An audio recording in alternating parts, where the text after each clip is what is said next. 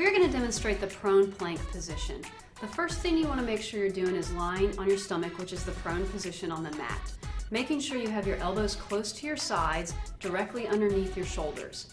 Another important note is to have your palms faced on the ground. You don't want to make a fist or have any tightness throughout your arms. In this position, you're going to focus on engaging the core, which all that means is just slightly bringing your stomach towards your spine. You also want to focus on having a nice rhythmic breathing pattern throughout your exercise. This is a great exercise for the entire core region, which is your abdominals, your low back, and your hip region. So Javier is going to demonstrate this for us by slightly lifting his body up off the mat. If you notice a couple points here, his toes and his forearms are the only parts of his body that are in contact with the mat, and he's keeping an excellent position with a nice straight back and nice level hips. You might notice in the beginning that your hips are up a little too high or lower.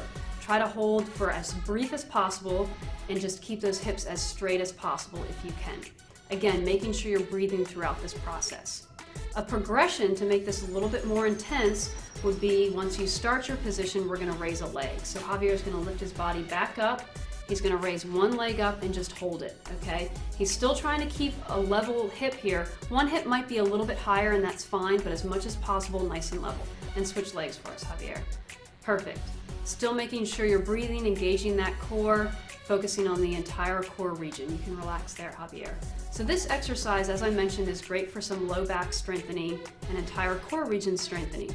As a beginner exerciser, you want to start with the regular plank position, holding for about 5 seconds. Start to increase in increments of 5 seconds, getting up to about 30 seconds.